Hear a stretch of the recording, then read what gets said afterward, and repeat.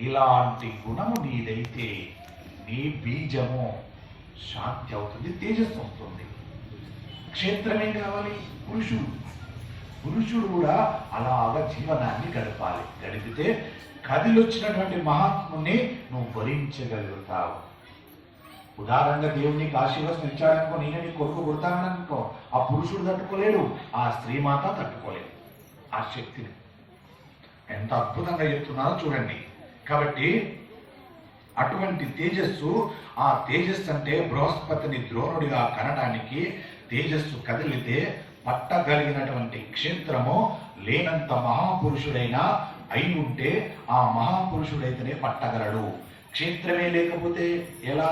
ఇప్పుడు ఆ పిల్లాడు పుట్టడం పరదేవతానుగ్రహం కలిగిందంటే ఎక్కడి నుంచైనా పుడతాడు, ఎలాగైనా పుడతాడు, అసాధారణమైన రీతిలో కూడా పుడతాడు. అసలు అమ్మా అని పిలవటానికి కూడా ఒక స్త్రీ స్పర్శ అవసరము లేకుండా కూడా పుడతాడు. స్త్రీని స్పర్శిస్తేనే పుట్టాల్సిన అవసరం లేకుండా పుడతాడు. ఆయన అనుగ్రహం లాంటిది. సర్వ స్వతంత్రుడు పరమేశ్వరుడు. ఆయన అనుకుంటే చెయ్యగలడు. ఆయన ప్రశ్నించే హక్కు మనకు లేదు. ఎందుకు లేదు? నువ్వు కర్మను అనుభవించడానికి వచ్చావు భూమి మీదకి, ప్రశ్నించడానికి రాలేదు. ప్రశ్నించడానికి ఎవరికి ఉంది హక్కు? ధర్మాన్ని పట్టుకొని బ్రతికిన వాడికి హక్కు ఉంటుంది. ఆయనకు లొంగుతాడు పరమేశ్వరుడు. ఆయనకెప్పుడు కూడా లొంగి ఉంటాడు ఈశ్వరుడు. ధర్మాన్ని అనుసరిస్తూ బ్రతికేవాడికి అతడు గొప్ప అగ్రకులంలో పుట్టాల్సిన అవసరం లేదు. ఏ చిన్న దీనస్థితిలో పుట్టినా, ఏ జ్ఞానము లేకపోయినా ధర్మాన్ని పట్టుకుని బ్రతికేవాడి ఇంటి ముందర ఎప్పుడు కాపలా కాస్తూ ఉంటాడు పరమేశ్వరుడు. అంతే తప్ప నీ ఇళ్లలో పెద్ద పెద్ద వజ్రాలతోటి లింగాలు చేయించి, స్వరూపాలు చేయించి, మూర్తులు చేయించి, పెద్ద పెద్ద పురోహితులు దొరికొచ్చి అర్చనలు, అభిషేకాలు, వ్రతాలు, నోములు పెట్టినంత మాత్రం ఈశ్వరుడు నీ ఇంట్లో ఉండడు. ఇది సత్యం. ఆ ఇంటిలో ఏమీ లేకపోని పరమేశ్వరుని యందు పూనిక, ఇష్టదైవం యందు ప్రేమ, విశ్వాసం, అచంచలమైన విశ్వాసం ఉన్నాడు ఈశ్వరుడు. చూస్తున్నాడు పైనుండి. నేను చేయాల్సిన ధర్మం ఏదో అది చెయ్యాలి అన్న పూనిక నీలో ఉంటే నీ ఇంటి ముందే కాపలగా ఉంటాడు పరమేశ్వరుడు. అది అర్థం చేసుకొని చెబుతుంది మహాభారతం. అలా వస్తాడు బృహస్పతి. కాబట్టి అమ్మాని పిలవటానికి కూడా ఒక్క స్త్రీ స్పర్శ లేకుండానే పుడతాడు. ఇంతమందిని సృష్టించినటువంటి ఈశ్వరుడికి అలా ఒక ప్రాణిని సృష్టించడం అసంభవమని మనం అనుకోవచ్చునా? ఆయనతో ఏమైతే అనవచ్చునా? తీర్పులు ఇవ్వచ్చునా? ఇవ్వలేము. కానీ మనకున్న అహంకారంతో తీర్పులు ఇచ్చేస్తాం. పక్కింటోనికే పుట్టాలన్నా, నా ఇంట్లో పుట్టావా, నాకు ఏం తక్కువ ఉంది? పక్కింట్లో ఇంట్లో ఏముంది, నా ఇంట్లో ఏమి లేదు, నా ఇంటికి ఎందుకు రావు, నా ఇంట్లో ఎందుకు పుట్టావు అని ప్రశ్నిస్తుంటా. దేనివల్ల? అహం, ఈర్ష, ద్వేషం, ఓర్వలేనితనం. ఇది లేకపోతే నీ ఇంట్లో కూడా పరమేశ్వరుడు సర్వకాల సర్వావస్థలందు తిష్ట వేసి ఉంటాడు. అది చెబుతుంది మహాభారతం. కాబట్టి ఈశ్వరుడికి పంచమహాభూతాలను సృజించి ఈ లోకమునంతటిని ఇంత నిర్వహణ చేస్తూ ఇన్ని కోట్ల జీవరాశుల మనసులలో ఉన్నటువంటి భావములను మనస్సుతో చేసినటువంటి మహాపుణ్యములను కూడా వ్రాయగలిగినటువంటి గొప్ప వాడికి క్షేత్రము లేకుండా ఒక మహా పురుష తేజమును సంతానంగా మార్చడం కష్టమా? పరమేశ్వరుడికి కాదు. ఇక్కడ కూడా ఈ ధూళిని కూడా ముద్ద చేసి సంతానాన్ని చేయవచ్చు, జీవిగా తయారు చేస్తాడు. ఆయనకు సర్వ స్వతంత్రత ఉంది. ఇంట్లో యజమానికి ఎలా ఉంటుందో ఈ భూమండలానికి, ఈ సృష్టికి, ఈ విశ్వానికి అధిపతి అయినటువంటి తండ్రి పరమేశ్వరుడికి ఆ సర్వ స్వతంత్రత ఉంటుంది. ఎలా వెలిగించాలంటే, ఎలా పుట్టించాలంటే అలా పుట్టించగలడు. కాబట్టి మనము ఈశ్వర శక్తిని ఎప్పుడు ప్రశ్నించగలిగినంత ధీరులము కాము, తీర్పులిచ్చేంత గొప్పవారము కాము. నేను ఇవ్వగలను తీర్పు అనే అహంకారానికి పోతే వాడి మషైపోతావు. జాగ్రత్త. ధర్మముతో పెట్టుకోకు, ధర్మాన్ని పట్టుకున్న వాడితో పెట్టుకోకు, భ్రష్టు పట్టిపోతావు. ధర్మం చాలా తేజస్సుతో కూడుకున్నది, కానీ ధర్మం పట్టుకున్న వాడు ఎప్పుడు పిచ్చివాడిలాగే కనబడతాడు, తేజవంతంగా కనబడది. గుర్తు పట్టుకో, పట్టి వాడితో మసులు, వాడితో ప్రవర్తించు. ధర్మం అంత గొప్ప తేజస్సు కలది. ఆ తేజస్సు పట్టుకున్నవని నువ్వేమి చేయలేవు. కాబట్టి ఈశ్వరుణ్ణి మనము నిర్ణయించలేము. అంత గొప్ప మహాపురుష తేజమును సంతానంగా మార్చడం కష్టమా? పరమేశ్వరునికి కాదు. మనము ఈశ్వర శక్తిని ప్రశ్నించగలిగినంత ధీరులము కాము. మనం అంత తెలివైన వారం అంతకన్నా కాదు. ఈశ్వరానుగ్రహము కలిగితే ఇలాంటి ఆశ్చర్యకరములైనటువంటి విషయములైన లోకములు సంభవం అవుతాయి. అసలు జీవితంలో వీడు ఎదగడు, వీడికి పనికి రాడు అన్నవాడు కూడా గొప్ప కోటీశ్వరుడైనడున్నాడు. ఈ గొప్ప కోటీశ్వరునిక పడిపోలేడు ఇతడు దరిద్రాన్ని పొందలేడు, ఇతనికి తీరియే లేదు అన్నవాడు కూడా కూతునే స్థితికి వచ్చారు. ఎక్కడో చోట నీ ఇష్టదైవమైనటువంటి పరమేశ్వరుణ్ణి నిందించావు, నమ్మలేదు, పూర్తి విశ్వాసంతో బ్రతకలేదు, అందుకు అక్కడ పడిపోయావు.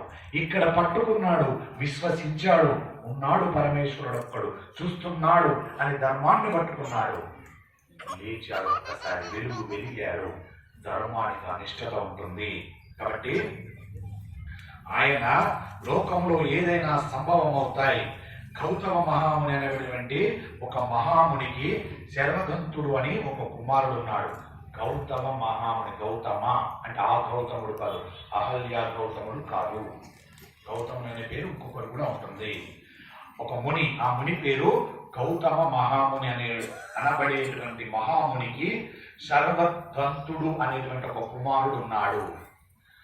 గౌతమ మహామునికి శర్వదంతుడు పుట్టినప్పుడు ఆయనతో పాటుగా బాణ సమూహము పుట్టింది. శర్వం అంటే శరము, శరం అంటే బాణము, ఆ పేరుతో పుట్టాడు. కాబట్టి ఆయనతో పాటుగా బాణ సమూహము పుట్టింది. అంటే ఆయనకు ధనుర్వేదం మీద ఎంత ప్రీతియో చూడండి. ఈ పుట్టిన పిల్లవాడు బ్రాహ్మణుడై పుట్టాడు, వేదములు చదువుకోలేదు, ధనుర్వేదము మాత్రము చదువుకొని సంపాదించాడు. పిల్లవాడైన ఈ శర్వదంతునికి పుట్టుకతోనే ధనుర్వేదమునంత అపారమైన ప్రీతి. ఆయన ధనుర్వేదమునంతటిని పొందాడు. దదీచి మహర్షి ఎముకలలోకి బ్రహ్మజ్ఞానమంతా జీర్ణమైపోయినట్టు శర్వద్వంతునికి ధనుర్వేదమంతా జీర్ణమైపోయినాను అనువునా. ఇప్పుడు ఆయన ఆ స్థితిని పొంది అంతకన్నా పై స్థితిని పొందుతాను అని తపస్సు చేస్తున్నాడు. ఇతను చేస్తున్న తపస్సు చూసి ఇంద్రుడికి భయం వేసింది. అంత స్థితిలో చేస్తున్నాడు తపస్సు. ఎవరు? శరద్వంతుడు. ఎవరు? ఎవరు? ఎవరు? అంత గొప్పగా చేస్తే ఇంద్రుడికి ఆయన భయపడేటట్టుగా చేశాడు. ఇతను చేస్తున్న తపస్సు చూసి ఇంద్రుడికి భయం వేసి, ఇంద్రుడికి అదొక చమత్కారం. ఇంద్రుడు పైకి అలా కనబడ్డట్టు ఉంటాడు, కానీ అవతల వారి గౌరవమును గొప్పతనమును ఉద్దేశింపజేస్తూ ఉంటాడు. లొంగితే పాడైపోతాడు, లొంగకపోతే ఇంకా గొప్పవాడవుతాడు. ఇప్పుడు ఇంద్రుడు ఆయన లొంగుతాడేమో చూద్దామని జలపద అనే స్త్రీని పిలిచి ఆమెను పంపించాడు. ఆమె వచ్చినప్పుడు ఒక మహాత్ముడు జన్మించాలి అని మనం గతంలో చెప్పుకున్నాం. అక్కడ ఉన్న శరద్వంతుడు ఆమె వంక చూశాడు. జలపద అన్న స్త్రీని చూసినప్పుడు ఆశ్చర్యకరంగా ఆయన మనస్సు కదిలి కామోద్రేహం కలిగింది. ఆమె యందు మనస్సు కలిగింది. అప్పుడు ఆ పరదేవత అనుగ్రహం, ఒక మహాపురుష జననం జరగటానికి ఇంతటి మహా తేజస్వి, ఇంతటి గొప్ప స్థితిని పొందిన వాడికి మనస్సు కదలడం ఏమిటి అంటే, ఒక మహాత్ముడు పుట్టాలి అంటే మరొక మహాత్ముడి యొక్క మనస్సు కదలాలి. కదిలితేనే మరొక మహాత్ముడి యొక్క జననం జరుగుతుంది. అది సృష్టి రహస్యం. కాబట్టి కురుక్షేత్రంలో ఒక గొప్ప పాత్ర పోషించగలిగిన వాడు రావాలి. ఇప్పుడు రావాలంటే పరదేవత వెనక ఇన్ని కదలికలు కదుపుతూ ఉంటుంది. ఆమెను చూడగానే ఆ శరద్వంతుడు ఆయన మనస్సు విచలితమై ఆమె యందు అనురాగాన్ని పొందాడు. ఆయన అప్పుడు అనురాగాన్ని పొందడం వల్ల తన యొక్క శక్తి కదిలి నాకు ఈ స్త్రీని చూడగానే మనస్సు ఎందుకు వికలమైపోయినదేమిటి, నా శక్తి ఎందుకు కదిలింది అని అనుకున్నాడు. ఆ శక్తి కదిలిన పిదప ఆ వెళ్ళినటువంటి ఆ శక్తి కింద రెల్లుగడ్డల మీద పడిపోయింది. రెల్లుగడ్డలు అంటే గడ్డి మీద పడిపోయింది. ఆయన యొక్క వీరశక్తి అలా పడిపోగానే ఆయన తను కట్టుకున్నటువంటి జింక చర్మము చేతిలో పట్టుకున్న ధనుర్బాణములను అక్కడ పారవేసి స్నానాన్ని చేసి వెళ్ళిపోయాడు. అలా తన శక్తి కింద పడిపోగానే ఎందుకు ఇలా జరిగిపోయింది, నా ప్రమేయం లేకుండా ఇంత తపస్సులో ఉన్నాను కదా అని ఆశ్చర్యపోయి ఒక్కసారి అక్కడ క్షణమైన నిలబడకుండా ఆయన వెంటనే స్నానానికి వెళ్ళిపోయాడు శరద్వందుడు. కొంతకాలం అయిపోయింది అలాగా. దానిని ఈశ్వరుడు రక్షించాలి కదా, మహానీని శక్తి కదిలింది కదా, ఆ కదలికని ఇప్పుడు కాపాడాలి కదా అని పరమేశ్వరుడు రక్షించాలి. ఎందుకనంటే దాంట్లోంచి మహా తేజవంతుడు రావాలి. ఆ వీరశక్తి ఆ రెల్లుగడ్డ మీద పడినప్పుడు అది 2 భాగాలుగా పడ్డది. పడడం వల్ల కొంతకాలం అయిన పిదప అది ఒక ఆడపిల్ల ఒక మగపిల్లవాడుగా జన్మించింది. ఎందుకు జన్మించాల్సి వచ్చింది, కొంతకాలము గడిచింది. అక్కడ ఆ రెల్లు గడ్డల పొదలలోకి వెళ్ళిపోయింది ఆ రేణువు. ఆ జీవి వెళ్ళిపోయినప్పుడు అది పెరిగి పెద్దదయ్యి 2 జీవాలుగా 2 స్థానాల్లో పడ్డది కాబట్టి 2 జీవాలుగా సర్వేశ్వరుడు రక్షణ చేసి కాపాడి ఉద్భవించేలాగా చేశాడు. ఒక ఆడపిల్ల ఒక మగపిల్లవానిగా మారింది. మారి ఆ పిల్లలిద్దరూ కూడా ఏడుస్తున్నారు. అటుగా శంతన మహారాజు గారు వేటకు వెడుతున్నారు. రాజు వేటకు వెడుతున్నప్పుడు భటులు కొంతమంది వేట కుక్కలను వెనక తీసుకొని వెడుతుంటారు. ఒక భటుడు ఈ పిల్లవాడిని చూశాడు. చూసి శంతన మహారాజు గారి దగ్గరికి వెళ్ళి, మహానుభావ, ఇక్కడ ఒక పిల్లాడు ఉన్నారు, పక్కన ధనుర్బాణాలు ఉన్నాయి, పైగా జింక చర్మం కప్పబడింది రక్షణగా, కాబట్టి వీళ్ళు గొప్ప క్షాత్రం ఎరిగిన వారని నేను అనుకుంటున్నాను మహాత్మా రాజా అన్నాడు. అంటే అప్పుడు ఆయన కృపతో వాళ్ళెవరో తెలియకపోయినా అత్యంత కృపాళువై శంకర మహారాజు గారు ఈ ఆడపిల్లని మగపిల్లవాడిని తీసుకువచ్చి పెంచి పెద్ద చేశాడు. అక్కడ ఉన్నటువంటి ఆ ఇద్దరిని కూడా తీసుకొచ్చుకున్నాడు. ఆ శంకర మహారాజు పెంచి పెద్ద చేస్తున్నాడు.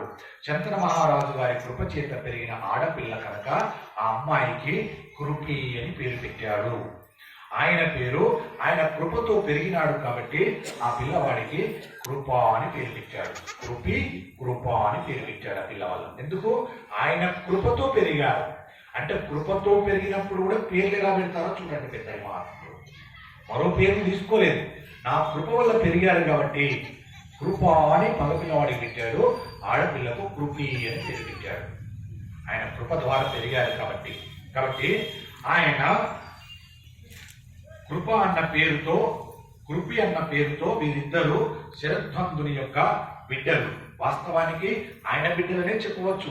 ఆయన శక్తి వల్లనే పుట్టారు, పెంచింది తాను శంకర మహారాజు. కానీ ఇక్కడ ఆయన కృపతో పెరిగి పెద్దవాడవుతుంటే ఆ కృపను ధనుర్వేదమునందు గొప్ప స్థితిని పొందాడు. ఎందుకు పొందాల్సి వచ్చింది ధనుర్వేదమునందు? ఆయన తండ్రి గారి యొక్క శక్తి ఏమిటి? శరద్వందుడు. ఆయన గొప్ప ధనుర్వేది. ఆయన ధనుర్వేదం అంతా తెలుసు అతనికి. ఆయన తేజస్సు కదిలితే పుట్టినవాడు. ఇప్పుడు ఆ కొడుకు దగ్గర ఏముంటుంది?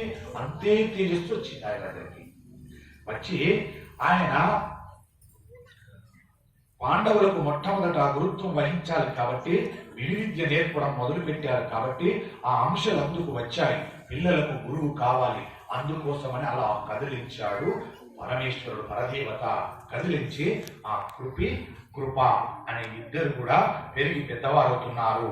అంటే మహాభారతంలో చాలా పాత్రలు కురుక్షేత్ర యుద్ధం తర్వాత పడిపోతాయి, చాలా మంది చనిపోతారు.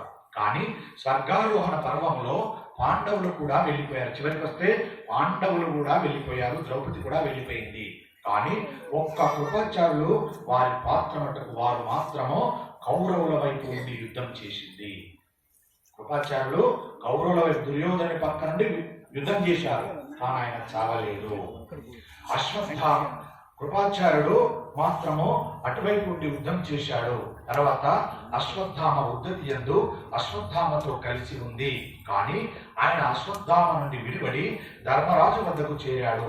ఆయనను ధర్మరాజు గారు ఎంతగానో నమ్మాడు. ధర్మరాజు గారు స్వర్గారోహణ పర్వంలో వెళ్ళిపోతూ చిన్న పిల్లవాడైనటువంటి పరీక్షిత్ మహారాజుకి గురువుగా కృపాచార్యుల వారిని విడిచిపెట్టాడు ఆయన దగ్గర.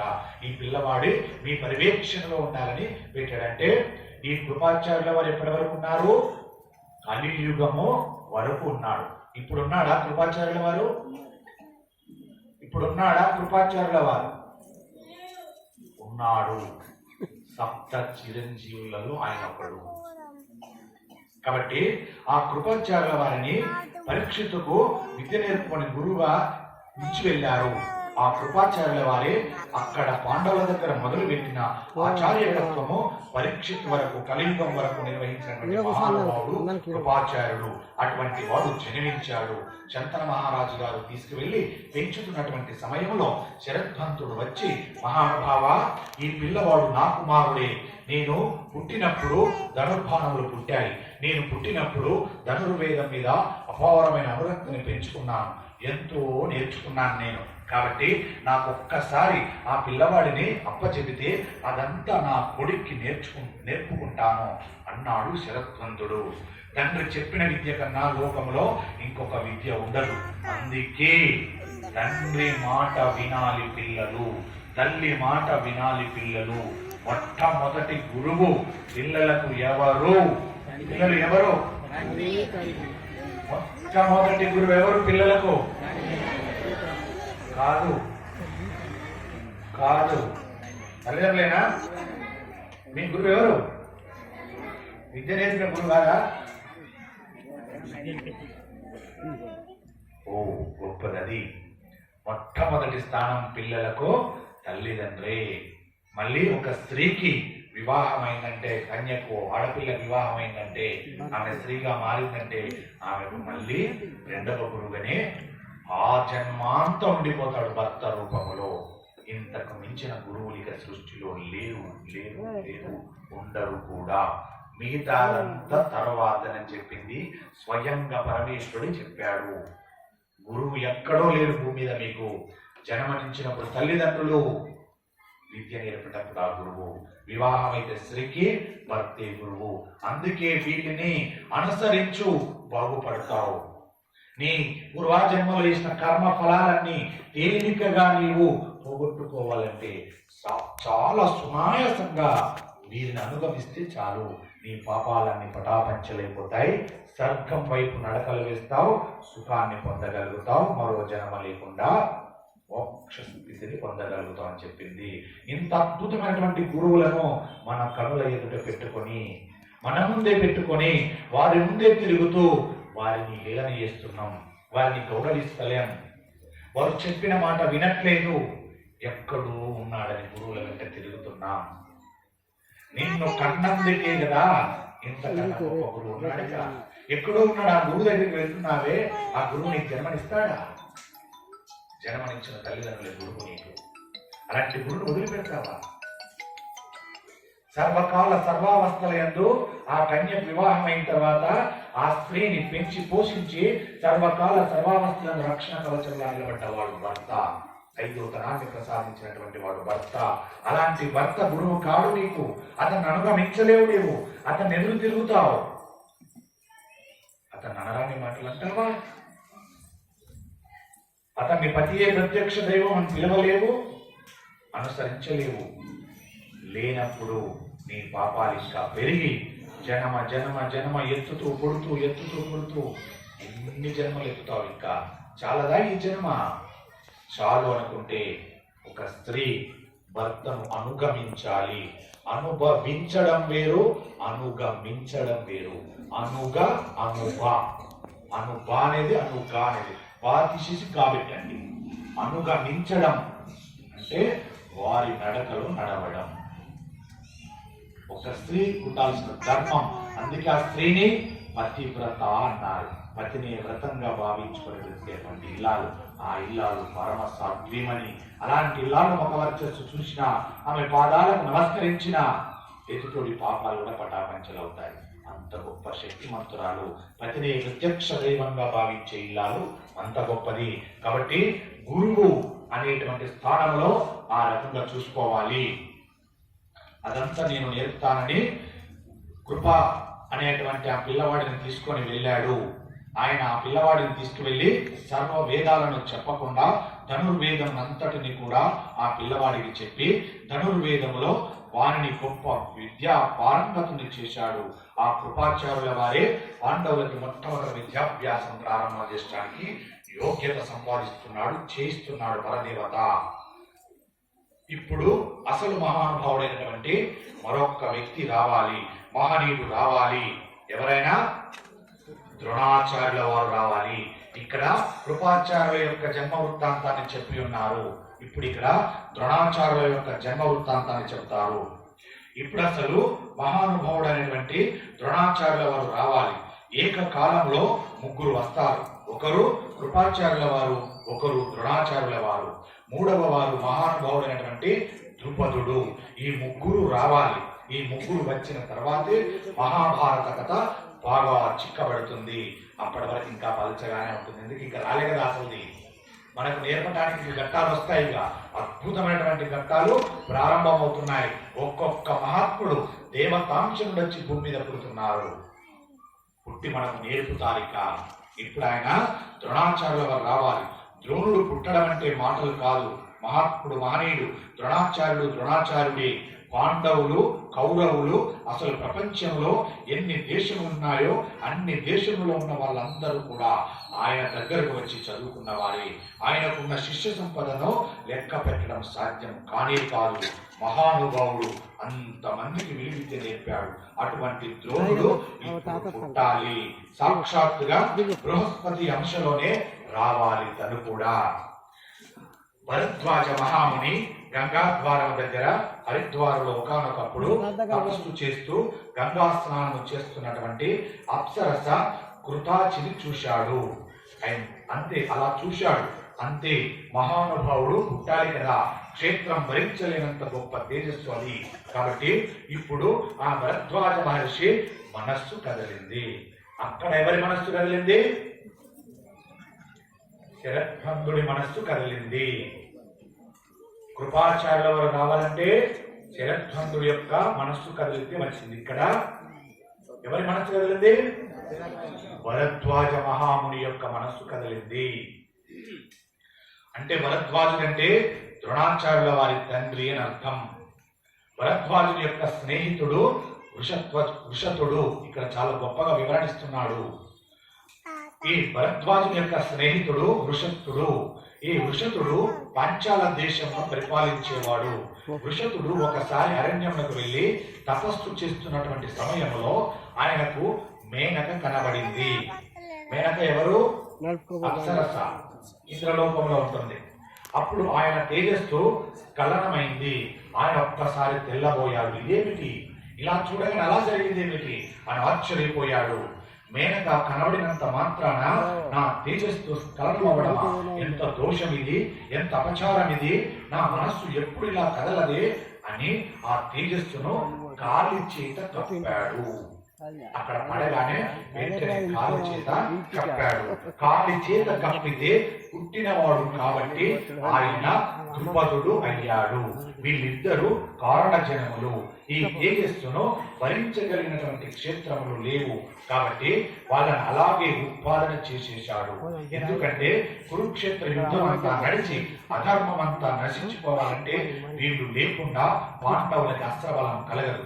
ద్రుపదుడు పుడితే తప్ప ఆ తర్వాతి కాలంలో ద్రౌపది దేవి రాదు. కాబట్టి ద్రుపదుడు పుట్టి తీరాలి. అందుకని వీళ్ళ ముగ్గురిని ఒక్క కాలంలో సుజింపబడేటట్టు చేశాడు. కొంతకాలం అలా జరిగింది. ఆ రకంగా జరుగుతుంది కాలము. మహాభారతంలో వీళ్ళ గురించి పరిపూర్ణంగా వివరణ ఉండదు. కృపాచార్యుల గురించి కానీ, ద్రోణాచార్యుల గురించి కానీ, ఆ వృషతుడి గురించి కానీ లఘువుగా చెప్తారు. ఎందుకంటే కథాభాగం ముందుకు వెళ్ళాలి కాబట్టి లఘువుగా చెప్తారు. ఈ రకంగా ద్రోణాచార్యుల వారు కొంతకాలం జరిగిపోయిన తర్వాత ద్రోణాచార్యుల వారు కృపాచార్యుల వారి యొక్క చెల్లెలైన కృపిని వివాహం చేసుకున్నాడు. ఇక మరణ పడకూడదు. కృప కృపి ఎవరి కుమారులు? ఎవరి దగ్గర పెరిగారు? శంతన మహారాజు అంటే ఏ మహారాజు? ఏ శంతనుడు? మీరు ఎక్కడో తికమక పడతారని మళ్ళీ వెనక్కి వచ్చారు. ఆ శంతనుడు కాదు, భీష్ముని యొక్క తండ్రి శంతనుడు కాదు, ఈయన వేరే శంతనుడు. ఇది బాగా పట్టుకోవాలి మీరు. కొంత మనసులో అలా పడిపోయిందని మళ్ళీ వెనుకకు వచ్చాను నేను. ఈ శంతనుడు వేరే, ఆ శంతనుడు వేరే. భీష్ముని శంతన మహారాజు వేరే. ఆయన ఆల్రెడీ ఎక్కువ వచ్చాడు కదా. కాబట్టి ఈ రకంగా కలిగినటువంటి వారిని కృపిని వివాహం చేసుకున్నాడు ద్రోణాచార్యుల వారు. కృపాచార్యుల వారి యొక్క చెల్లెలైనటువంటి కృపిని వివాహం చేసుకున్నారు. ఈ కృప అనేటువంటి పిల్లవాడికి ఆచార్య అన్న పేరు ఎందుకు వచ్చింది?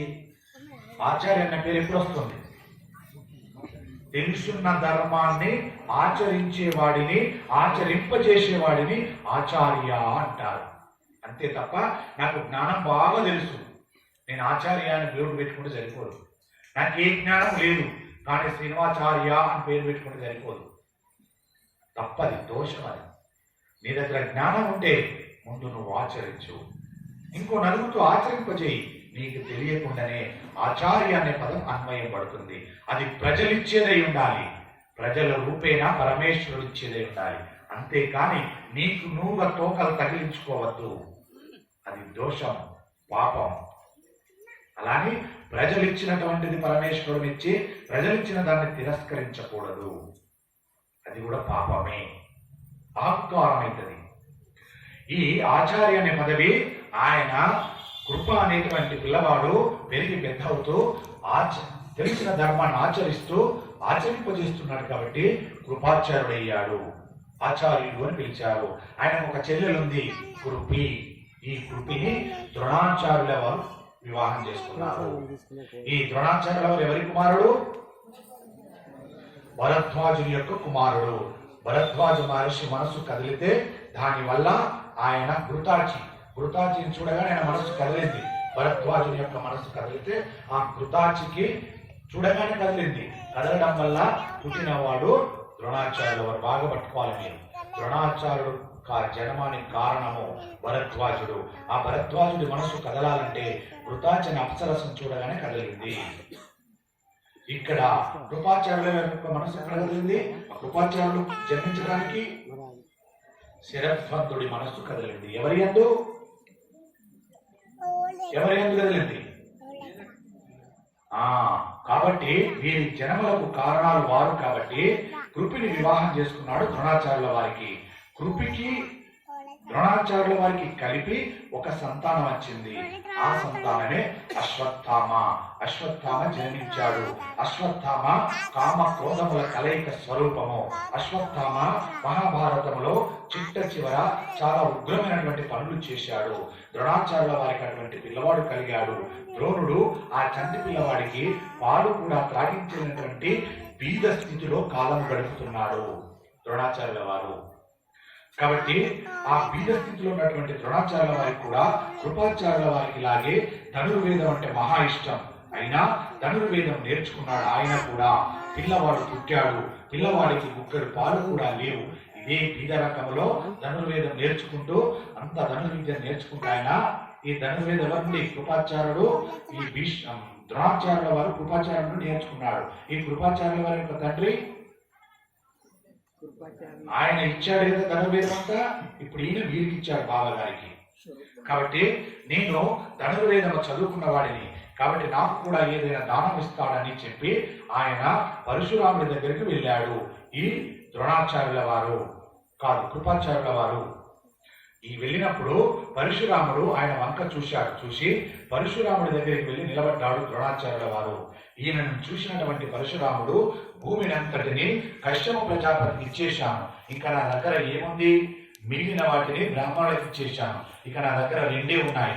ఒకటి అపారమైన ధనుర్వేదం ఉంది, గొప్ప గొప్ప అస్త్రములు సంధించడము ఉపసంహారము చేయడము తప్ప నా దగ్గర ఏమీ లేవు. నాకు ఇవే రెండు తెలిసిక ఈ రెండు శరీరం ఉన్నది, ఈ రెండింటిలో నీకేమి కావాలి అని అడిగాడు వచ్చినటువంటి ద్రోణాచార్యుల వారిని.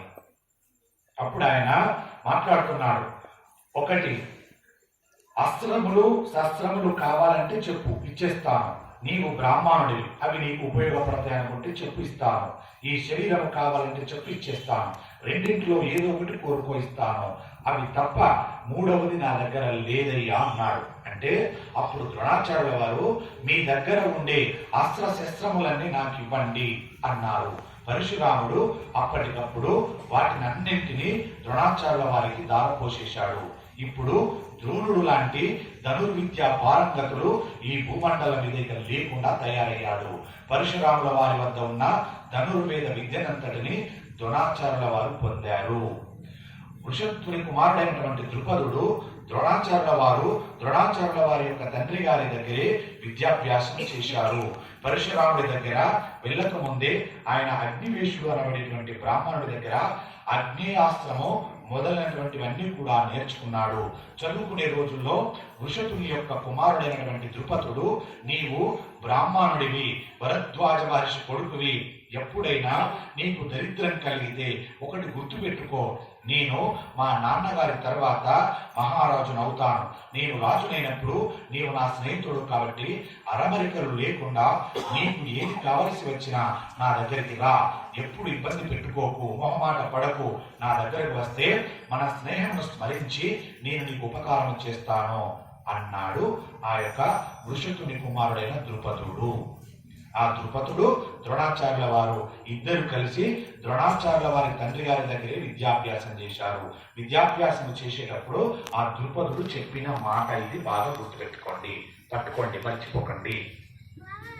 ఆ రకంగా చేసిన తర్వాత ద్రోణుడు కృపుని యొక్క చెల్లెలు కృపిని వివాహం చేసుకున్నాడు. కృపి వలన ఈయన అశ్వత్థామ జన్మించాడు.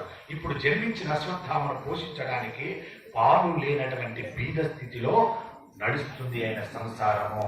కాబట్టి ఇప్పుడు ఆయనకు చిన్ననాటి స్నేహితుడైన ద్రుపదుడు జ్ఞాపకంలోకి వచ్చాడు. ద్రోణుడికి వస్తే ఆయన దగ్గరికి వెళతాను, వెళితే ఏదైనా ఇస్తాడు అనగానే అప్పుడు కృపి కూడా అన్నది, సరేనయ్యా వెళ్ళండి, అర్థించండి. పిల్లవాడికి పాలు కూడా లేవు, పెడదామంటే ఏమీ లేదు, పిల్లవాడు ఏడుస్తున్నాడు. ఆ పిల్లవాడు అలా ఉండడము భావ్యం కాదయ్యా, వెళ్ళండి. మీ చిన్ననాటి స్నేహితుడు ఇప్పుడు రాజయ్య ఉంటాడు, యువరాజయ్య ఉంటాడు, కాబట్టి దయచేసి వెళ్ళు అని భార్య కూడా సలహా ఇచ్చింది. అప్పుడు ఆ ద్రోణుడు బయలుదేరడానికి సిద్ధపడ్డాడు. ఆ స్థానానికి వెళ్ళాడు. అనుకుని ద్రుపద మహారాజు గారి యొక్క ఆస్థానానికి వెళ్ళాడు. ద్రుపదుడు ద్రోణుడిని చూసి గుర్తుపట్టి ద్రోణుడు, మనమిద్దరం బాల్య స్నేహితులం, నీకు గుర్తు ఉన్నదా అని అడిగాడు ద్రోణుడు. మనమిద్దరం మా నాన్నగారి దగ్గర కలిసి చదువుకున్నాం. అప్పుడు నువ్వు నాకు మాట ఇచ్చావు, నీవు రాజు అయినప్పుడు రమ్మనమని చెప్పావు. ఇప్పుడు నేను పరమ కష్టంలో ఉన్నాను, పరమ దరిద్రంలో ఉన్నాను. నా పిల్లవాడికి ఇక్కడి పాలు కూడా పట్టించినటువంటి దీనస్థితిలో ఉన్నాను, చాలా ఇబ్బందికరంగా ఉన్నాను. కాబట్టి ఇప్పుడు చాలా కష్టాల్లో ఉన్నాను, కాబట్టి అందుకు నీ దగ్గరకు వచ్చాను అన్నాడు ప్రేమగా ఈ యొక్క ద్రోణుడు. అంటే అప్పుడు ద్రుపద మహారాజు అంటున్నాడు, ద్రుపదుడు అన్నాడు, నువ్వేమో దరిద్ర బ్రాహ్మణుడివి, నేనేమో రాజ్యమేలే రాజుని. ఎప్పుడూ ఏదో అన్నానా, అందుకని నా స్నేహితుడు అని ఇప్పుడు వచ్చావా, సిగ్గుండక్కర్లే అని అన్నాడు. ఎవరన్నారు ఈ మాట? ఎవరినన్నాడు? ఎప్పుడన్నారు? అప్పుడు అన్నారు. ఎవరన్నారు అంటే మనమే అంటున్నాం. ఎవరిని అంటున్నామనంటే మనల్ని నమ్ముకొని వచ్చిన వారికి ఇలాంటి మాటలు అంటున్నాం.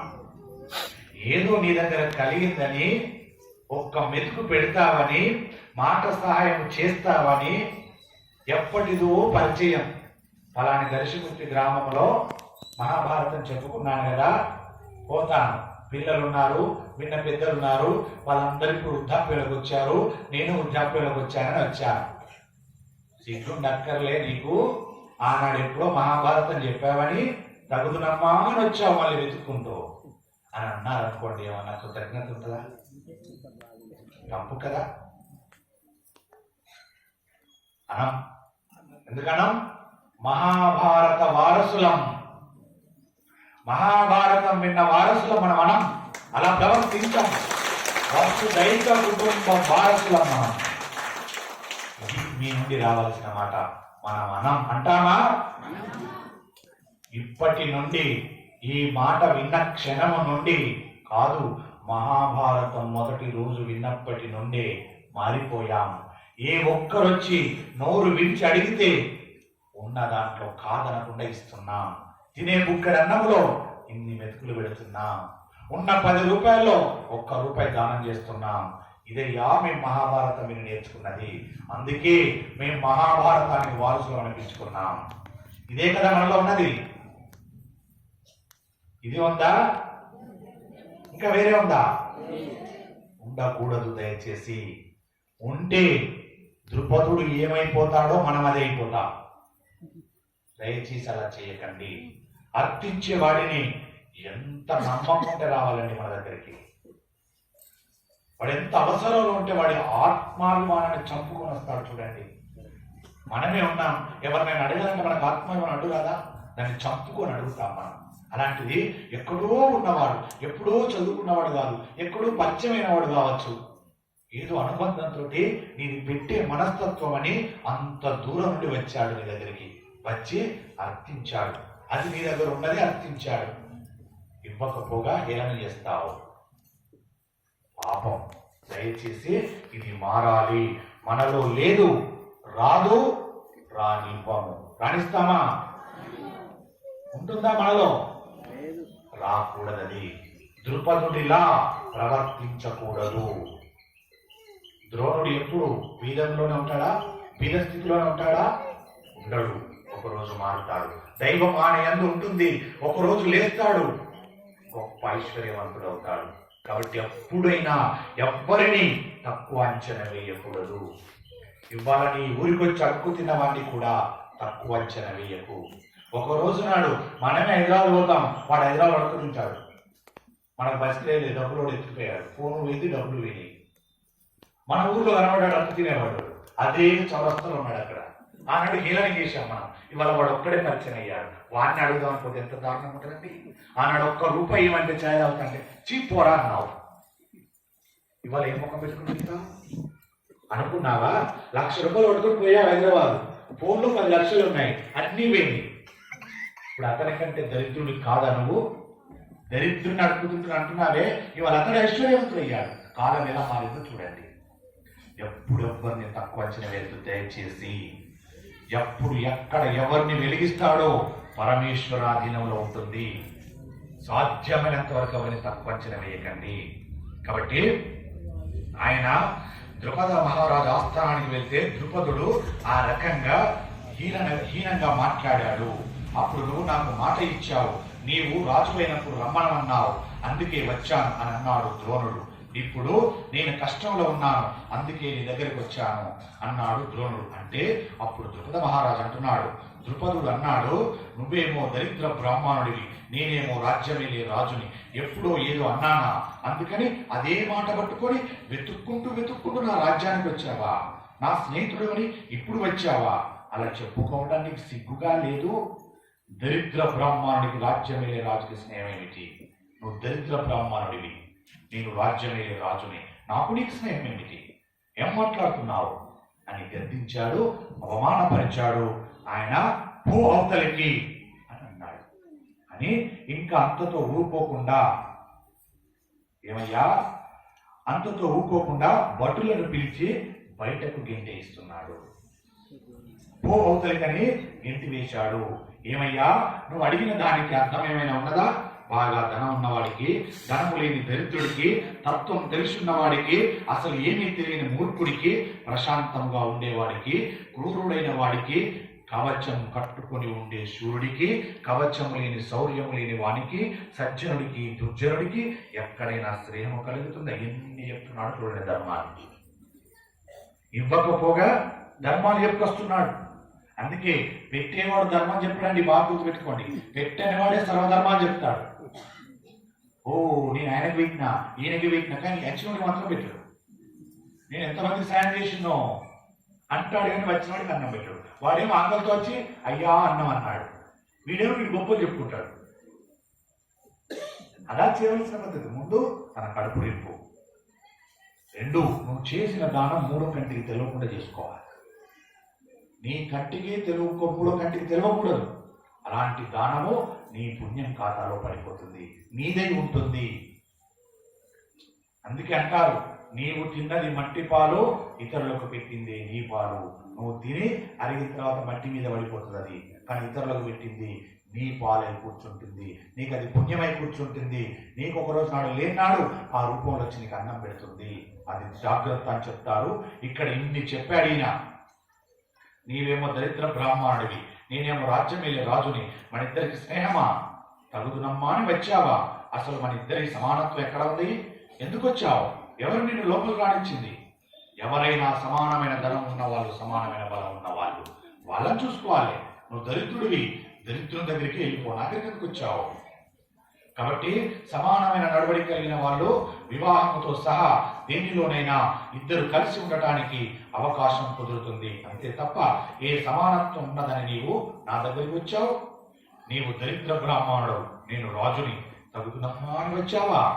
కుదరదు అని అవతలకి పొమ్మని బయటకు గెంటించేశాడు. మళ్ళీ గెంటించేస్తే పాపం ద్రోణుడు బాధగా బయలుదేరి ద్రోణాచార్యుల వారు వచ్చేస్తున్నారు. అలా వచ్చేస్తున్నప్పుడు ఒక చమత్కార విషయం జరిగింది.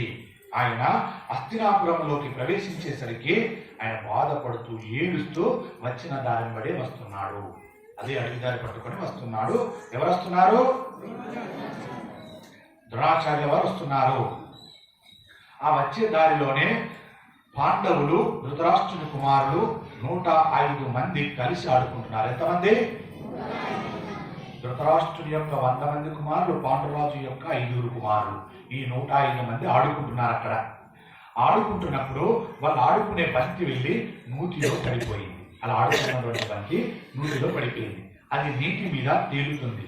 నీటి మీద తేలుతున్నటువంటి బంగారు బంతిని ఎలా పైకి తీయాలో తెలియక ఈ పిల్లలందరూ తత్తరపడుతుంటే ఆ విషయాన్ని, ఆ సన్నివేశాన్ని ద్రోణాచార్యుల వారు చూశారు. అలా దారి వెంబడి నడుచుకుంటూ పోతుంటే ఆ పక్క బావిలో అక్కడ పడిపోతే ఆ పిల్లలు వచ్చి ఆడుకుంటున్నటువంటి బంతంలో పడిపోతూ చూశాడు.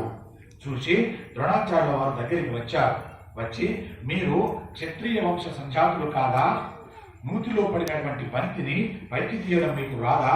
దీనికి ఇంత బెంగ పెట్టుకుంటున్నారా? అపురూపమైనటువంటి అనన్య సామాన్యమైనటువంటి విలువిద్యతో బంతిని పైకి తీస్తాను చూడండి. మీరు ఒక్కసారి అదే చూడండి పిల్లలు, మీకు తెలియదా? నేను తీస్తాను చూడండి అని ఆ ద్రోణాచార్యుల వారు అపురూపమైనటువంటి ఆ ధనుర్బాణాలను ఇలా ఇవ్వండి, మీ దగ్గర ఉన్న ధనుర్బాణాలు ఇవ్వండి అన్నారు. అని ఆ ధనుర్బాణాలను తీసుకొని ఒక బాణమును గురి చూసి బంతికి కొట్టాడు. బాణము చివరన ఇంకొక బాణమును కొట్టాడు. ఆ బాణము చివరన ఇంకొక బాణమును కొట్టాడు. ఆఖరికి నూతి చివరన చేతితో తీయడానికి వీలుగా బాణం పైకి బాణము, బాణం పైకి బాణము, బాణం పైకి బాణము, అంతలోకి ఉన్నటువంటి దాని దాకా బాణాలు పైకి వేసుకొచ్చాడు. ఆ బాణముతోటి ఇప్పుడు నూతిలోని బంతిని పైకి తీసి పిల్లలకి ఇచ్చాడు. పైకి వచ్చినటువంటి బాణాన్ని బట్టి లాగాడు. లాగితే ఆ బంతి పైకి వచ్చింది. ఇప్పుడు ఆ బంతిని తీసుకొని ఆ పిల్లలందరూ సంతోషంగా పరిగెత్తుకుంటూ తాతగారైనటువంటి భీష్మాచార్యుల వారి వద్దకు వెళ్ళారు. తాతగారు ఆ అపురూపమైన, ఎంత విచిత్రమో చూడండి, ఆ అపురూపమైనటువంటి సంఘటన, చిత్రమైన సంఘటన చూసి తాతగారు అని పిల్లలు చెప్తున్నారు. బంతిని ఒక ఆయన ఇలా తీశారండి, ఎంత ఆశ్చర్యమో తాతగారు. అలా మా బంతి బావిలో పడిపోతే ఆయన మాకు తెలియదు, అలా వచ్చాడు, చూశాడు, బాణాలు తీసుకున్నాడు, ఒక బాణం మీద ఒకటి, ఒక బాణం మీద ఒకటి వేసి పైదాకా బాణాలు తీసుకొచ్చి అలా తాడుతో ఎక్కినట్టుగా ఎక్కాడు తాతగారు, ఎంత చిత్రమో అని జరిగినది చెప్పారు భీష్మాచార్యుల వారికి. అప్పుడు భీష్ముడు చూశాడు. చూసి, నాయనలారా, మీ అందరికి ఇలాంటి ఆచార్యుడి కొరకే చూస్తున్నాను నేను, ఇలాంటి ఆచార్యుడు దొరకాలి, ఈ ఆచార్యుడి కొరకే వెతుకుతున్నాను నేను, కాబట్టి ఆచార్యుడు దొరికితే బాగుండనని చూస్తున్నాను అన్నాడు భీష్మాచార్యుల వారు. ఇప్పుడు భీష్మ ద్రోణులిద్దరూ సమవయస్కులే. భీష్ముడు బయలుదేరి ఆ తోటలోకి వచ్చాడు. ఆ ఇద్దరు మహానుభావులు అక్కడ కలుసుకున్నారు. మిగిలిన భారతం అంతటికి కూడా బీజం అక్కడే పడింది. భీష్ముడు ద్రోణుడిని చూసినప్పుడు నన్నయ్య గారు అంటారు, ద్రోణాచార్యుల వారు పరశురాముడి దగ్గర అన్ని తెలుసుకున్నాడు అని అంతకు ముందు ఎక్కడో విన్నాడు భీష్మాచార్యుల వారు, ఎక్కడో ఒక చోట వినున్నాడు భీష్మాచార్యుల వారు. కాబట్టి భీష్మాచార్యుల వారికి కూడా ఎవరు గురువు? పరశురాముడే గురువు. పరశురాముడే నేర్పారు కదా తనకు విద్యనంతా. కాబట్టి ద్రోణాచార్యుల వారి గురువు భీష్మాచార్య వారి గురువు ఒక్కరే, ఆయన పరశురాముడు. దగ్గర ఇద్దరము వెళ్ళి చూస్తే అప్పుడు మాట్లాడుకుంటున్నారు. ఆయనకు తల కొద్దిగా నిలుస్తుంది. పాపం లేనివాడు, సమస్తమైనటువంటి విలువిద్య నేర్పగలిగిన దక్షుడు, గొప్ప సత్వము కలిగిన వాడు, సన్నబడిపోయి నల్లగా ఉన్నవాడు, బ్రాహ్మణుల యందు మిక్కిలి తేజస్సు కలిగిన ఆ ద్రోణాచార్యుల వారిని చూసి పరమ ప్రీతితో భీష్మాచార్యుల వారు మాట్లాడుతున్నారు. అంత పక్క చిక్కిపోయాడు, అంత అలసిపోయాడు, చొలసిపోయాడు. ఒకటి, అక్కడ ద్రుపదుడు చేసినటువంటి అవమానం. రెండు, ఇంటిలో పిల్లవాడికి పెడదామంటే తాగిస్తామంటే చుక్క పాలు లేవు, తినపెడదామంటే ఆహార పదార్థాలు లేవు. ఇలాంటి దీనస్థితిలో ఉన్నాడు ఆ యొక్క ద్రోణుడు. కాబట్టి ద్రోణాచార్యుల వారిని చూసి పరమ ప్రీతితో భీష్మాచార్యుల వారు అడుగుతున్నారు, మహానుభావ, మీ గురించి విన్నాను, ఈ హస్తినాపురంకు మీరు ఎందుకు వచ్చారు అని అడిగాడు. అడిగితే ద్రోణాచార్యుల వారు ఎక్కడ దాపరికం లేకుండా తనకు కలిగినటువంటి భంగపాటును భీష్మాచార్యులకు ఉన్నది ఉన్నట్టుగా చెప్పేసుకున్నాడు. నా స్నేహితుడు ద్రుపదుడు నాతో చదువుకున్నాడు. కృపాచార్యుల వారి చెల్లెలైన కృపి నా భార్య. నాకు ఒక కొడుకు కూడా పుట్టాడు. అతడి పేరు అశ్వత్థామ.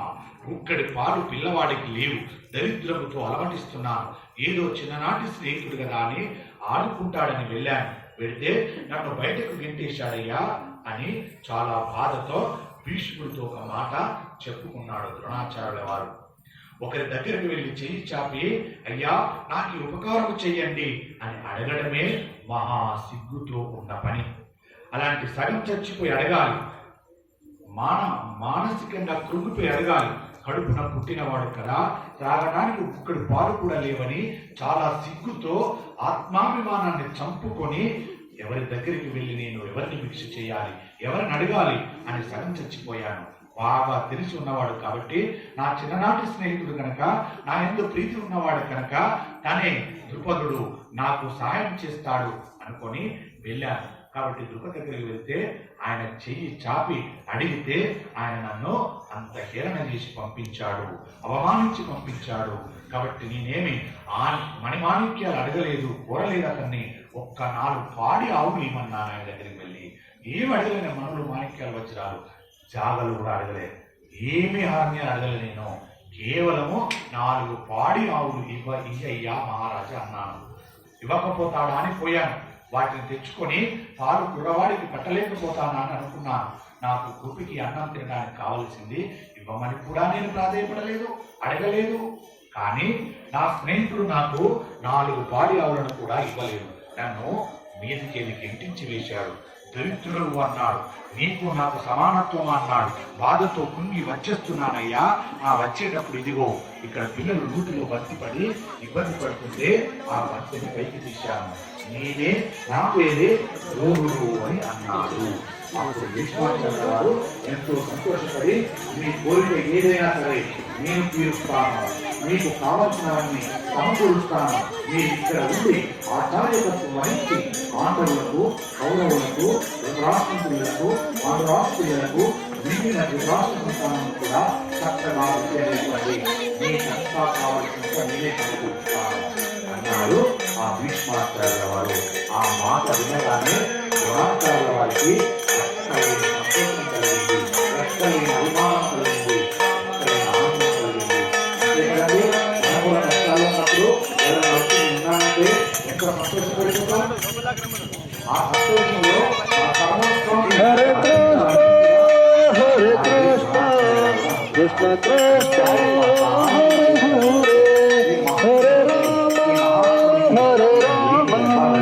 రామ రామ హరే హరే అద్భుతమైనటువంటి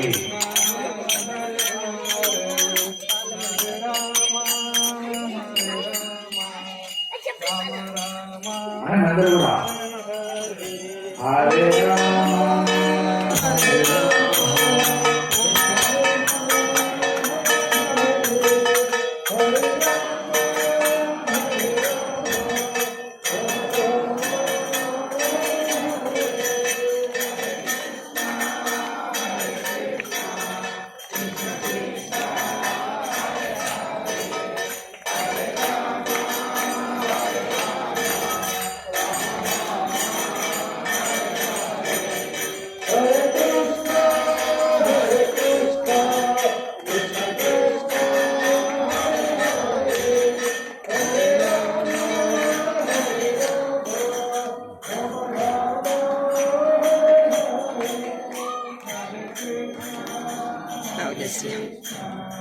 మీరు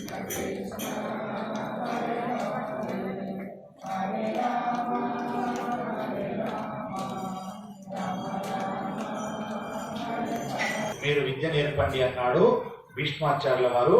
ఆ ద్రోణాచార్యుల వారు చాలా సంతోషించాడు. గురువు నందు ఒక లక్షణం ఉంటుంది. గురువు వారు నేర్పేటప్పుడు ఎవరు ఇందులో బాగా వృద్ధులకు వచ్చేవాడు అన్నది పసిగట్టలేనంత వెర్రివాడు కాదు గురువు. గురువు దగ్గర ఒక విషయం ఉంటుంది. ఎవరు 100 మంది ఉన్నప్పుడు ఎవరు గొప్పగా చదవగలరు, ఎవరు గొప్పగా చెప్పిన దాన్ని అన్వయించగలరు, సాధన చేయగలరని చూస్తుంటాడు గురువు. కాబట్టి ఒక్క చూపుతో పట్టుకోగలడు, ఒక్క మాటతో ఏరుకోగలడు. చాలా గ్రామం ఎంచడం వచ్చిన వాడు చాలా గ్రామాన్ని తేవాలంటే రాళ్లల్లోకి వెళ్ళాలి. ఉపాసకుడు నదీ ప్రవాహంలో వచ్చి ఏర్పడినటువంటి రాళ్ల కుప్పలోకి వెళ్ళి చూసి అక్కడే పడి ఉన్న సాలగ్రామాన్ని చేతిలోకి తీసుకొని ఇది సాలగ్రామం అని తెచ్చి దూది వేసి పూజామందిరంలో పెట్టి పూజ చేసి కోరికలు కోరుకుంటాడు, దైవాన్ని ఉపాసిస్తాడు. అలాగా ఏ శిష్యుడైతే గొప్పవాడవుతాడో, ఏ శిష్యుడికి ఎక్కువగా చెప్పాలి, ఏ శిష్యుడికి తక్కువ చెప్పాలి అనేది గురువు దగ్గర ఉండదు. అందరికీ సమానంగానే ఇస్తుంటాడు. కానీ దాన్ని ఆచరించి పట్టుకునేవాడు గొప్పవాడవుతాడు. కాబట్టి ఏ తండ్రి అయినా తాను సంపాదించిన సంపాదన చిట్ట చివర బిడ్డలకి ఇచ్చేస్తాడు తప్ప ఇంకొకరికి ఇవ్వడు. ఆ తండ్రి శరీరం పడిపోయిన తర్వాత బిడ్డలకి వెళ్ళిపోతుంది. కానీ ఒక్క గురువు గారు మాత్రం తాను కష్టపడి శరీరం పడిపోయిన తర్వాత ఎవరికి ఇస్తుండు అంటే తన కష్టపడి నేర్చుకున్న శాస్త్ర అధ్యాయాలన్నింటినీ కూడా నేర్పినటువంటి విద్యనంతటినీ కూడా తన యొక్క శిష్యుడికే ఇస్తాడు. అందులో పరమావరితమైనటువంటి పరమ ప్రీతి కలిగినటువంటి శిష్యుడికి దారపోస్తూ ఉంటాడా. కాబట్టి అస్త్ర సంపదతో బాణములు వేస్తుంటే ద్రోణాచార్యుల వారు ఎన్ని మార్లు పొంగిపోయారు. వచ్చడి వాడు పలుగునుడు కాన నవస్యము గెలుస్తామనం కాదంటూ అస్త్ర విద్యతో అర్జునుడు ప్రకాశిస్తుంటే ఎంతెంతో పొంగిపోతాడు ముందు ముందు జరిగే కాలంలో. కాబట్టి ద్రోణాచార్యుడు అంత గొప్పగా భారతదేశం గర్వించదగినటువంటి మహాపురుషుడు. మన దౌర్భాగ్యం కొద్దీ ఈ వేళ మన పిల్లలకి ద్రోణాచార్యుల వారి గురించి కూడా తెలియకుండా పోయింది. ద్రోణాచార్యులు తెలుసా మీకు? ఎప్పుడు తెలుసు? ఇప్పుడు తెలుసా? ఇంతకు పూర్వమే తెలుసా? ఇంతకు పూర్వం ఎవరు చెప్పారు? ఇప్పుడే తెలుసు చెప్పారా ద్రోణాచార్య గురించి? ద్రోణాచార్య గురువు గురించి తెలిసి ఉండాలి తప్పకుండా. పిల్లలకు నేర్పాలి. గురువు అంటే ఏమిటో తెలియజెప్పాలి. కాబట్టి మనకున్నటువంటి దౌర్భాగ్యం వలన పిల్లలకు చెప్పలేకపోతున్నాం. మన పిల్లలకు నేర్పింది ఏమిటంటే ఒక్కటి చెప్పాం కావచ్చు, ఏమని? ఏకలవ్యుడి బొటన వేలుని పక్షపాతము తీసుకున్నవాడని నేర్పాము తప్ప ద్రోణాచార్యుడి గొప్పతనాన్ని ఎక్కడ చెప్పాం? ఇంత వివరంగా చెప్పారా? ఇంత గొప్పగా చెప్పారా? ద్రోణాచార్యుడు పడ్డ కష్టాన్ని చెప్పారా? చెప్పలేదు. కాబట్టి పిల్లలకి ఒక్క ద్రోణాచార్యుల వారు భారతదేశంలోనే హస్తినాపురంలో ఉన్న కారణము చేత ఆయన దగ్గర చదువుకోవాలని కిరాతకుల దగ్గర నుంచి ప్రపంచపటంలో ఉన్న అన్ని దేశాల నుంచి అనేక మంది ఆయన దగ్గరకు వచ్చి విద్య నేర్చుకునేవారు. ఆయనకు ధనుర్వేదంలో శిష్యుడు కానివాడు లేదు. దుర్యోధనుడు యొక్క పక్షంలో ఉండి అర్జునుడిని తెగటార్చాలని ప్రయత్నం చేస్తున్నటువంటి కర్ణుడికి కూడా విద్య ద్రోణాచార్యుల వారి నేర్పారు. తన కొడుకు సరైన బుద్ధి కలిగిన వాడు కాడు అని తెలుసుంటే బ్రహ్మాస్త్రం తాలూకు ఉపసంహరణ చెప్పకుండా బ్రహ్మాస్త్రం ఒక్కటి చెప్పి వదిలేశాడు. అదే అర్జునుడు సద్బుద్ధి కలిగిన వాడు అనుకుంటే తనకున్న విద్యనంతటిని అర్జునికి దారపోసేవాడు కదా. ఒక్కరి మీద పక్షపాతం ఉండదు కదా, అలా పెట్టుకోలే కదా. అందరికీ సమానత్వంలో నేర్పాడు ద్రోణాచార్యుల వారు. కాబట్టి ఎప్పుడు గురువు దగ్గర పక్షపాతం అనేది ఉండదు. అటువంటి మహానుభావుడైన ద్రోణాచార్యుల వారి దగ్గరకు వీళ్ళందరూ శిష్యరికానికి వచ్చి కూర్చున్నారు. ఇటు పాండురాజు కుమారులు 5, అటు ధృతరాష్ట్రుని కుమారులు 100 మంది వచ్చి అక్కడ కూర్చున్నారు. కూర్చొని హస్తినాపురంలో కౌరవులు పాండవులే కాకుండా ఇంకా చాలా చాలా మంది ఆయనకు శిష్యులుగా చేరారు. వీళ్ళల్లో తనకున్నటువంటి అస్త్ర విద్యనంతటినీ కూడా ఎవరెవరికి ఏది ఇవ్వాలో అది ద్రోణాచార్యుల వారు కనిపెట్టి పరిశీలించి వంశ పరంపర ఎలా కొనసాగుతుందో గురు పరంపర అలా కొనసాగాలి. ఎవరికి ఏ యుద్ధం అయితే బాగుంటుందో అది తెలిసి చెప్పి నేర్పించే ప్రయత్నం చేస్తున్నాడు. తర్వాత గురువు ఉండాలి. గురువు లేకపోతే వంశములకు ఆ జ్ఞానం ఉండదు. అందుకే గురువు నిస్వార్థపరుడై తన దగ్గర ఉన్నదంతా శిష్యులకు అందజేస్తాడు. అందుకే ప్రతి ఒక్కరూ ప్రతి ఇంటికి కుల గురువు అంటూ ఉండాలి, కుల గురువు అంటూ పెట్టుకోవాలి. కుల గురువును పెట్టుకుంటే మీ పిల్లలు కూడా వృద్ధిలోకి వస్తారు. కుల గురువు కనుక మీ పిల్లలకు చిన్నప్పటి పరిచయం అయితే, ఓ ఈయన ఈ గురువు గారి మాట మా తల్లిదండ్రులు జవదాటరు, మా తల్లిదండ్రులకు ఈ గురువు అంటే అంత అభిమానము, అంటే ఇప్పుడు నేను కూడా గురువు మాట వినాలి. నేను ఏదైనా చెడ్డ పని చేయాలంటే మా తల్లిదండ్రులు ఒప్పుకోరు, వాళ్ళని ఒప్పించాలంటే నేను గురువు దగ్గరికి వెళ్ళాలి అనేటువంటిది నేర్పించాల్సి వస్తుంది. అందుకే ప్రతి ఇంటికి ఒక్క నిస్వార్థమైన గురువును పెట్టుకోవాలి. ఫ్యామిలీ డాక్టర్ అంటారే, అలాగే ఫ్యామిలీ పురోహితుడు, ఫ్యామిలీ గురువు, నిస్వార్థమైన గురువుని ఎంచుకొని పెట్టుకోవాలి. దయచేసి గురువు యొక్క ఉపదేశం పొందిన వారమై ఉండాలి. గురువు లేని ఇల్లు గుడ్డిదే. గురువు ఉంటే అన్ని ఎప్పుడు ఎక్కడ ఏది చెప్పాలో అది చెబుతూ ఉంటాడు. కాబట్టి గురువును పెట్టుకోవడం ఉత్తమమైనటువంటి మార్గం అని చెప్తుంది ఇక్కడ మహాభారతం. కాబట్టి అటువంటి ద్రోణుడు ఇప్పుడు శిష్యులలో ఎవడు ఉత్తముడో అతన్ని పసిగట్టాలి. ఆయన పసిగట్టగలడు, ఆయనకు ఆ సమర్థత ఉంది. ఆయన అందరికి బాణాలు వేయడమే కాకుండా ఈట విసరడము ఒకడికి, ఖడ్గ విద్య ఒకడికి, గదా విద్య ఒకడికి, ఇలా ఎంత మందికి ఇన్ని నేర్పుతూ వస్తున్నాడు మహానుభావుడు ద్రోణుడు, ద్రోణాచార్యుల వారు. కాబట్టి ఇప్పుడు ఆయన పిల్లలందరినీ కూర్చోబెట్టి మీ అందరికి ఇప్పుడు నేను విలువిద్య నేర్పిస్తాను, ధనుర్వేదం నేర్పిస్తాను, ఇవన్నీ మీకు చాలా చక్కగా నేర్పిస్తాను, నేర్చుకోండి, నా కోరిక ఎవరు తీరుస్తారు అని అడిగాడు. వెంటనే ఆ పిల్లలందరూ కూర్చొని పెట్టి అడుగుతున్నాడు, నాకు ఒక కోరిక ఉన్నది, అది మీలో ఎవరు తీరుస్తారో చెప్పండి అని అడుగుతున్నాడు ద్రోణాచార్యుల వారు. ఇవన్నీ మీకు చక్కగా నేర్పిస్తే నా కోరిక తీరుస్తారా అన్నాడు. అప్పుడు ద్రోణుడు మిగిలిన వారి వంక చూశాడు. మీ కోరికలను మేము ఎక్కడ తీరుస్తామయ్యా అన్నట్టుగా వాళ్ళు తలలు ఇలా చూస్తున్నారు. ఒకరు కిందికి వేశారు, ఒకటి వంచారు, ఒకరు అటు వంచారు. ఎవ్వరు కూడా గురువు గారి ఆర్తిని తీరుస్తానట్టుగా చూస్తలేరు. గురువు గారి కదా అర్థమైపోతుంది, ఎవరి ముఖవర్చస్సు ఎలా ఉందో అర్థం చేసుకున్నాడు. అర్థం చేసుకుని అర్జునుడికి ద్రోణుడు అర్జునుని కూర్చోబెట్టి రహస్యంగా ఎప్పుడు నేర్పలేదు. అర్జునుడు ద్రోణాచార్యుల వారిని తనకు ఫలానాది నేర్పండి అని అడగలేదు. అర్జునుడికి బాగా అర్థమవుతున్నదో లేదో గురువు గారు గమనించవలసి వచ్చింది. అర్జునుడు గురువు గారిని నిరంతరం పూజ చేసేవాడు. గురువు గారిని పూజ చేయడం అంటే కాయలు పళ్ళు పట్టుకుని వెళ్ళి ఆయనకి ఇవ్వడం కాదు.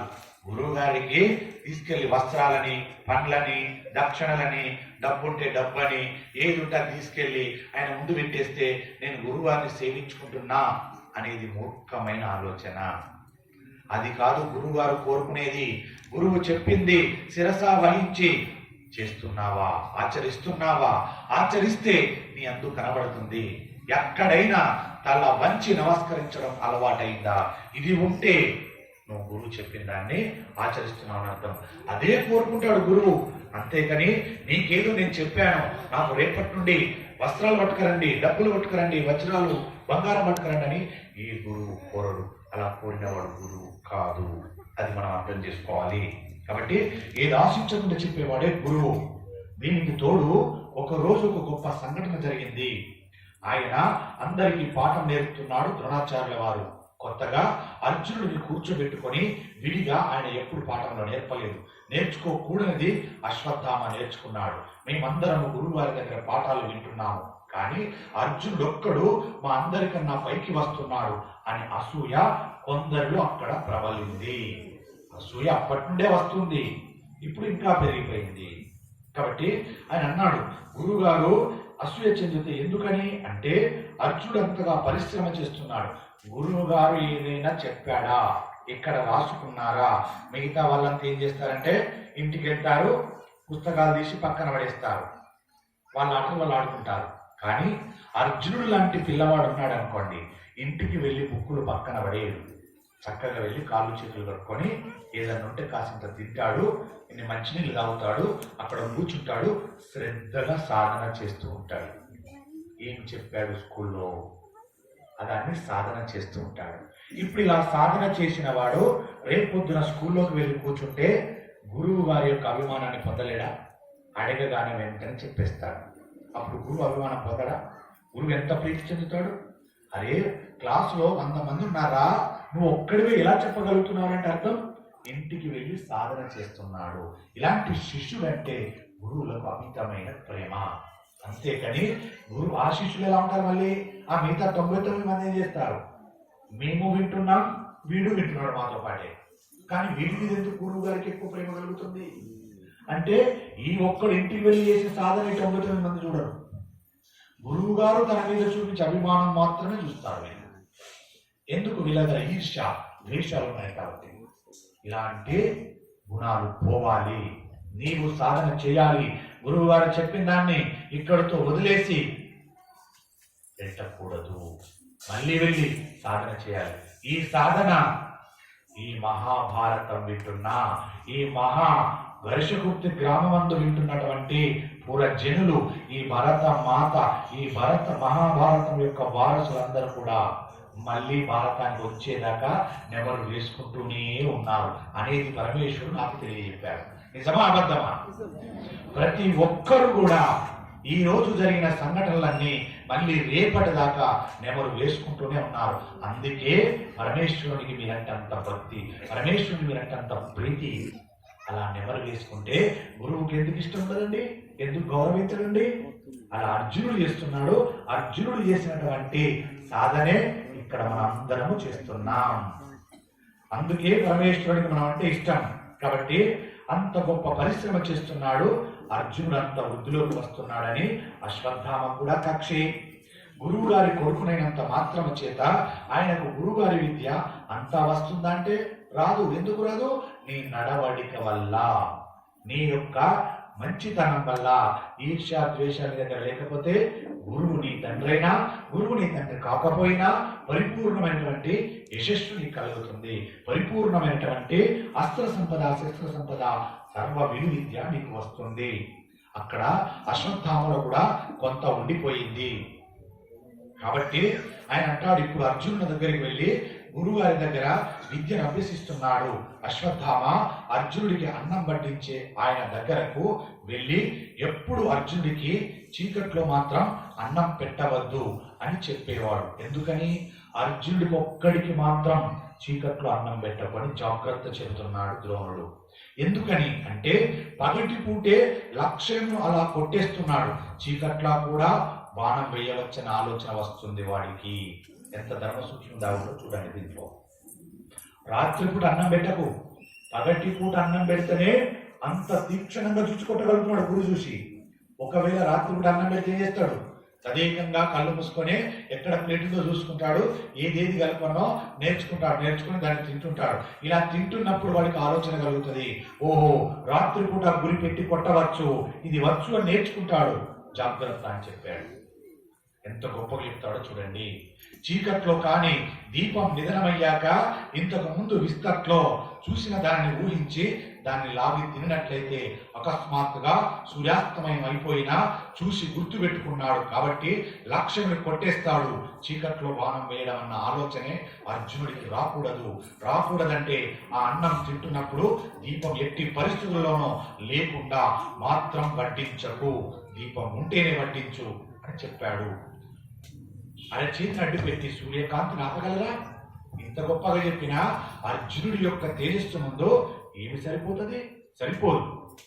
ఒక రోజున అర్జునుడికి అన్నం పెట్టారు. అర్జునుడు అన్నం తింటుంటే దీపం గాలికి నిధనమైంది. దీపం గాలికి ఏమైతుంది? ఆరిపోతుంది. లేకపోతే కాదు ఏమంటారు? ఇక మీరే అన్ని మంచి మాటలు మాట్లాడుతున్నారు,